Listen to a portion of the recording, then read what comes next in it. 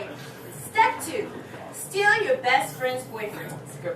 This is a two-parter because not only do you get a new boyfriend out of this situation, you've also now lost a best friend, making all three of you miserable in the process. Make sure your new beau is still in love with your former best friend, thus causing a dynasty style of triangle. If one of the three of you is wearing shoulder pads while all of this transpires, it adds to the effect of the situation. But again, it's not a must.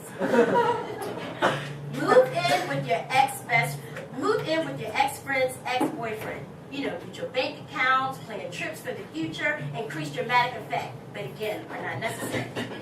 Make sure your ex-best friend lingers in the picture so that when you and your new boyfriend inevitably break up, the two of them can begin canoodling again immediately following. This is the first book Nikki's ever read. I know, right?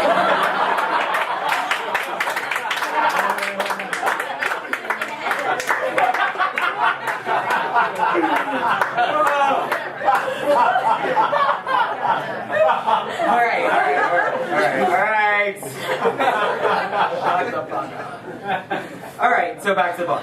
My first boyfriend, Sebastian, was a total gentleman. A British import, he had as much style as he had substance. Sebastian and I met through my former best friend, Alex, who was dating him at the time. Sebastian and Alex's relationship was not a good one. Sebastian was 28 years old and Alex was 18. Sebastian had a 70-hour work week while Alex was a part-time drug dealer. Sebastian had responsibilities. Alex rolled on ecstasy about 5 times a week. Clearly this was not a match made in gay heaven, but Sebastian really cared for him. I guess he had a thing for 18-year-old Asian guys, and really, who could blame him? He's dating another one now. At the center of this episode of Gays of Our Lives was yours truly. Because as most dysfunctional relationships go, this one was hindered by the fact that the three of us lived together. Sebastian and Alex had dated for about 3 months until Sebastian had finally had enough of Alex's antics. I was never really sure whether or not Alex cared for Sebastian or if he was just taking advantage of his generosity, but I could tell that Sebastian was done. When Sebastian finally decided to kick Alex out of the apartment, I had to side with him. For one thing, things were really starting to come together with me. I had a great job and I was really looking good circa summer 2001, so I really wasn't willing to put forth much effort into finding a new place to live. Secondly, while drug dealing is quite a lucrative vocation, Alex was beginning to sell drugs out of our apartment and the most unsavory people were beginning to hang around. Sebastian and I stood as a united front upon giving Alex the proverbial boot. While I was crushed by this decision, fearing for Alex's well-being, I knew in the long run it was most likely the best decision for us to make.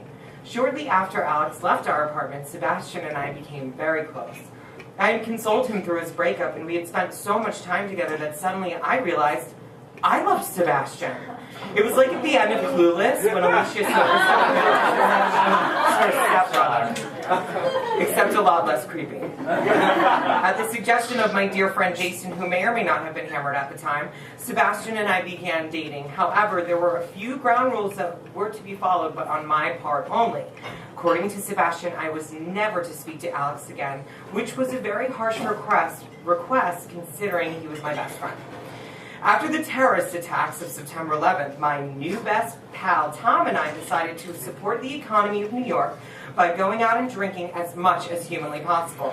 I had quickly traded in my Asian partner in crime for a tall, dark, and handsome, loudmouth piece of shit who I still call lover to this day. On one particular night, we got really trashed, and I ended up kissing some random guy.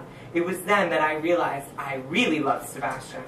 You know, doing that, going out on a limb like that, really made me realize how much I really, really love Sebastian. I slurred, clutching my drink as if my life depended on it.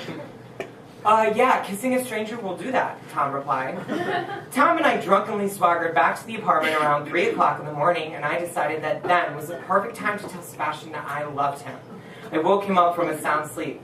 I'm in love with you. I'm like really, really, really like in love with you. I screamed into his face, my breath smelling of 45 vodka cocktails. You're drunk, Sebastian replied.